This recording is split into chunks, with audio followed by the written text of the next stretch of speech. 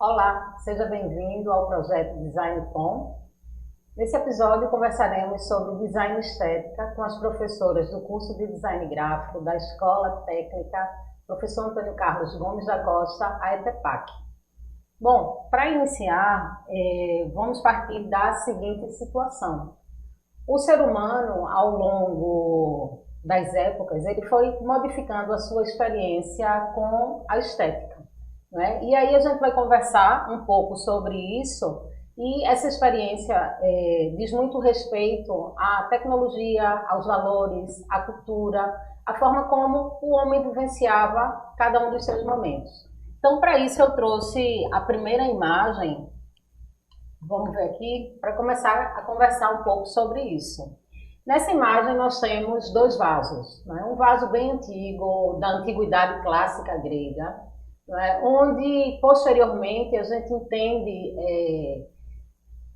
esse vaso enquanto uma obra de arte, né? Mas no seu momento era um vaso que era utilizado para afazeres, para conter produtos do dia a dia das pessoas naquele momento.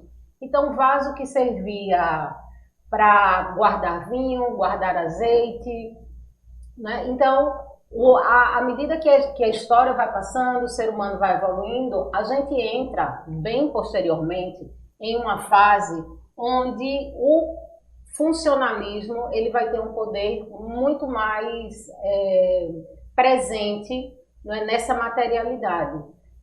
O outro vaso que está aqui em tela é um vaso que ele é feito de plástico, né, se vocês observarem, e ele responde a uma nova lógica de mercado, a partir lá da Revolução Industrial, com a massificação do consumo e com novos materiais, né, entrando aí na nossa vida. E hoje, né, eu trago aqui para vocês, né, um vaso que é bem contemporâneo. Esse é um projeto de um estúdio de design do Guto Requena. O que é que tem de tão especial e o que é que modificou tanto essa experiência estética quando a gente pega esse artefato vaso?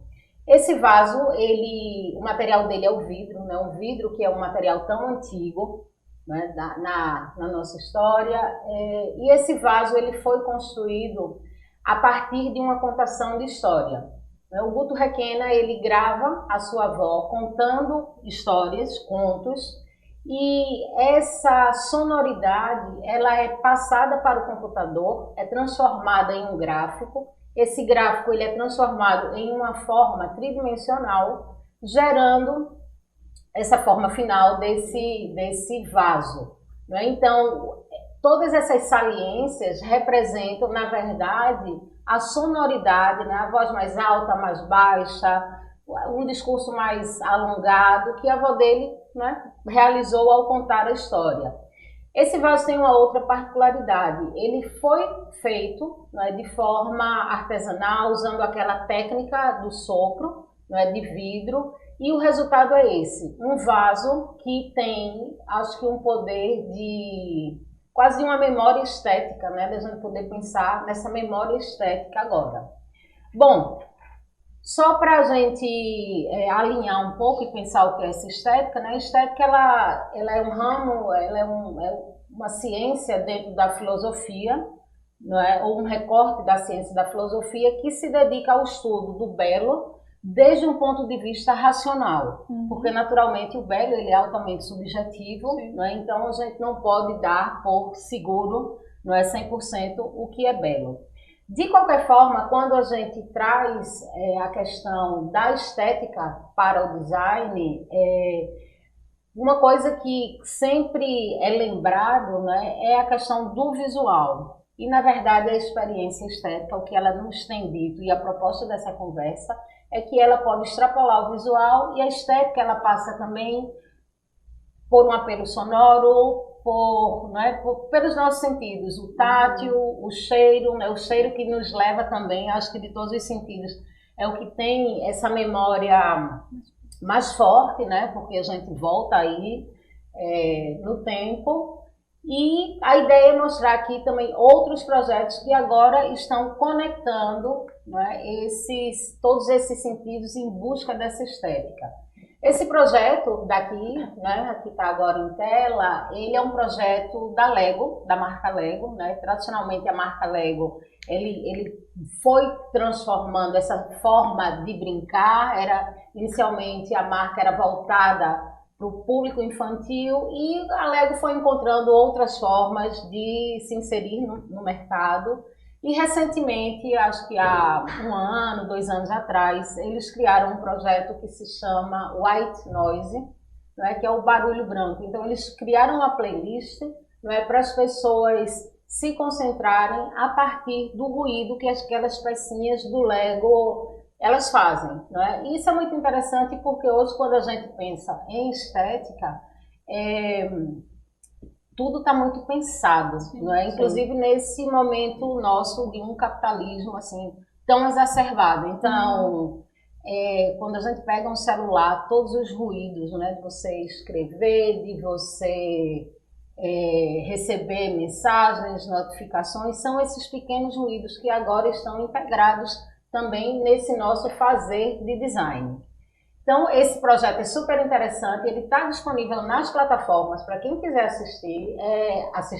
para quem quiser escutar, é muito bacana a experiência, porque é o Lego, ele sendo tocado, montando peças maiores, peças menores, é incrível realmente. Mas eu gostaria de mostrar esse projeto, eu acho ele muito interessante, porque traz a questão da estética visual, junto novamente com a estética sonora para o ambiente urbano. Né? A gente está aqui falando de um design expandido, para além do design gráfico. E aí o que a gente tem aqui é uma fachada de um prédio, que também esse projeto foi realizado pelo escritório do Guto Requena. E essa é uma criatura viva. Não é? O que é que esse projeto traz de tão importante enquanto informação do ambiente urbano? Essa fachada ela é composta por uma quantidade aí de LEDs, né? E ela vai informar através das cores como é que está a poluição sonora, ou se não temos poluição sonora, né? Se a sonoridade está ok, de uma avenida que é super movimentada em São Paulo, que é a Avenida Rebouças. Então, quando a fachada ela tende mais para o verde, é porque a sonorização está boa, né? Então, fala de um bem-estar sonoro para nós, seres humanos, que estamos inseridos aí nesse ambiente. E quando essa sonorização ela está muito pesada, as cores ficam mais quentes. Né? E o último projeto que eu trouxe para a gente começar a discutir um pouco, né, dessa estética, funcionalidade, se é isso mesmo, né, o que é que conta mais. Esse projeto é uma espécie de releitura de uma cadeira que é ícone do design brasileiro, que é a cadeira Girafa, né, de autoria da Lina Bobardi. O que é que aconteceu aqui? O Guto Requena, ele pega a forma da cadeira, né, pega esse material, a madeira, e ele é um escritório que trabalha muito com tecnologia, eles estão muito interessados no que a tecnologia pode trazer também para o design. Então, ele vai gravar a paisagem sonora da Rua Santa Efigênia, em São Paulo, que é uma rua que é altamente movimentada e que vende, sobretudo, equipamentos de tecnologia, eletrônicos. Então, ele grava essa paisagem sonora, né? Pessoas conversando, do trânsito da cidade, e aí ele junta a imagem e o som em uma linguagem de processamento, né? E o próprio computador, ele faz essa junção, não é, do som com a interferência na forma. Esse arquivo ele foi enviado para a Bélgica, porque ele é uma peça única, esculpida em madeira, não é? Volta para o Brasil, e aí eu acho que a grande questão, aqui tem duas grandes questões, né, que a gente pode conversar. Uma é a funcionalidade da cadeira, não é? Que essa nova cadeira ela é batizada de cadeira noise, né, do ruído. Então, a funcionalidade da cadeira e a questão da autoria, de quem é essa autoria agora. Né? Então, em cima dessa conversa, né, dessas imagens, era um pouco trazer aqui para a gente conversar. É isso mesmo? Será que a estética ela contribui para o design? Será que ela é só essa capa que está aí fora e o mais importante é a funcionalidade? Será que hoje a gente precisa, de fato, fazer essas duas entregas, né, com um comprometimento, entendendo quem é esse usuário, esse espectador, ou não é nada disso? Eu acho que não é nada disso. Uma pergunta que não quer calar. E aí, quem vai começar? Eu fico pensando que a estética ela é fundamental, assim, para um produto. Quando, por exemplo, a gente viu projetos aí muito diversos que pensa além da funcionalidade do produto, a experiência que o usuário vai ter com ele. Então, assim, para eu poder me encantar por algo, eu tenho um primeiro contato visual. Digamos, a gente estava conversando antes sobre tipo, cadeira. Aí eu preciso de uma cadeira. Mas eu não quero qualquer cadeira, eu quero uma cadeira bonita, uma cadeira que tenha uma durabilidade boa, que tenha um conforto. Então, tem tantas coisas que eu acho que a estética contribui sim no design e vice-versa, que andam juntas, sabe? Assim. Acho que a gente gosta, e esse é um questionamento que às vezes eu gosto de ver se realmente vale a pena, né? Durante muito tempo no design, não só no design gráfico, mas no design de produto também, a gente teve uma certa hierarquia e a gente pontuava que forma e função era mais importante do que questões estéticas. Exatamente. Então era muito mais importante que aquele produto, seja ele gráfico, né, ou não, ou enfim, digital ou não, ele atendesse à sua forma e à sua função. Ou seja, se é uma cadeira, ela precisa fazer com que eu sente bem, né, que eu possa sentar e fazer o seu papel, que a questão estética era uma questão artificial, né? Seria perfumaria, como tem uma galera que gosta de pontuar. Mas aí, na minha percepção hoje, não existe uma hierarquia, sabe? Eu acho que não existe mais essa divisão de forma e função tem uma porcentagem maior do que uma questão estética. Você quer uma cadeira, a gente tá falando tanto de cadeira hoje, né? Mas a gente quer uma cadeira, estamos todas cansadas, queremos cadeiras. Uma cadeira, ela precisa ser confortável, mas ela precisa seguir um certo padrão estético que é o meu gosto ou para aquela finalidade que vai ter, né? Então não é só a forma e não é só a função, né? É uma questão estética muito forte, né? Eu acho que não existe mais essa hierarquia, né? Inclusive cadeira e cadeira, não é?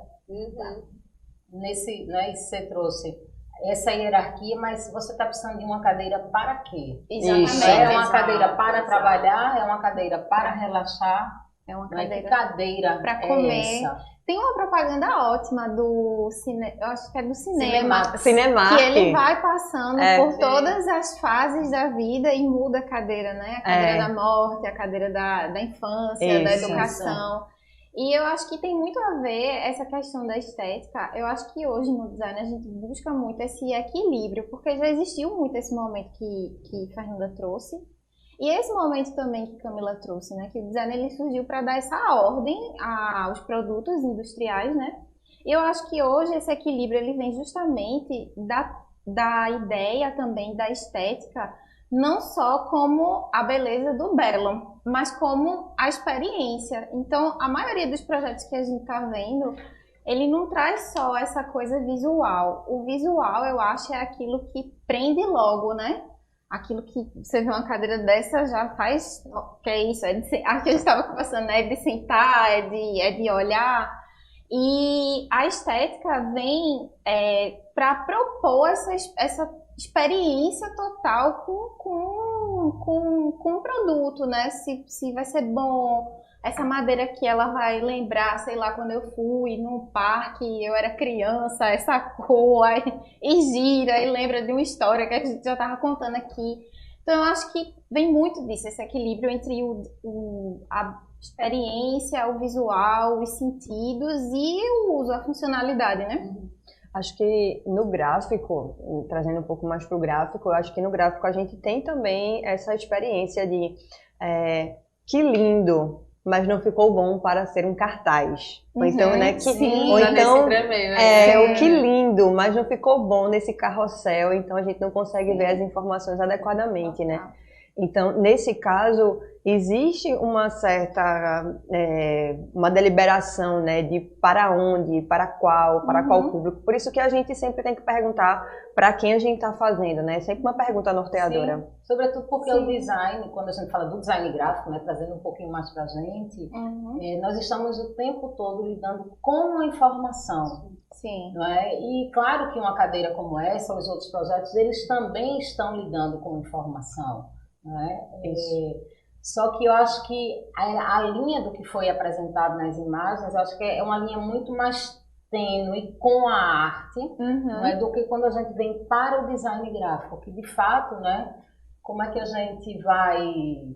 Aí agora eu lembrei do mapa do metrô de Londres, que foi uma super solução de design gráfico e que, não sendo assertiva, não é, ela provocaria um caos total. Né? Para onde é que eu vou? Seria muito fácil eu pegar a estação errada, ir para o outro lado. Não é? Então, eu acho que o design gráfico ele ainda tem, eu acho que essa responsabilidade, essa carga de responsabilidade muito grande sobre si. Não é? Porque a gente está lidando com uma decisão que o outro vai ter que tomar. Sim. Não é? Eu vou para o show, está lá no cartaz, qual é a hora desse show? Eu vou ter tempo, né? Qual é a hora que eu preciso? Então a gente está lidando o tempo todo com informação. E aí, falando de informação, né, que a Fernanda falou do design gráfico, lembrei dos infográficos. Perfeito. Não é? O infográfico ele traz também muitas vezes explora essa beleza estética para contar uma história. Isso. Pois é, trazer dados, informações, né? E uma extrapolação, tu ia falar, né? Não, não. E uma extrapolação, porque quando você fala do metrô de Londres, né, a extrapolação de uma solução, né, que vamos dizer assim, não meramente, mas era uma solução de design da informação, uma solução necessária, era de forma e de função, e a extrapolação porque está estampado em camisas, em imãs de geladeira, em almofadas. Eu ia falar sobre isso, aquela logo do I Love New York, que também é isso, e virou essa coisa. Ela virou a cultura material você sabe para onde vai. E existem várias releituras também. Isso. Da mesma... Aí vira uma linha estética no qual você pode seguir, inclusive. Exatamente. Bom, eu acho que a nossa conversa sobre estética, né, isso aqui é um pouco o início, né, para fazer com que vocês possam refletir sobre alguns temas que vão, né, surgir aqui nessa mesa. Acho que com isso que a gente conversou hoje, acho que é um bom início. Não só para a gente pensar, mas como é que a gente traz tudo isso para o design, né? Para o nosso fazer, para o cotidiano, né? Fazer mais e melhor design. É isso. Uma salva de palmas. Beleza. Beleza. Estética. É isso.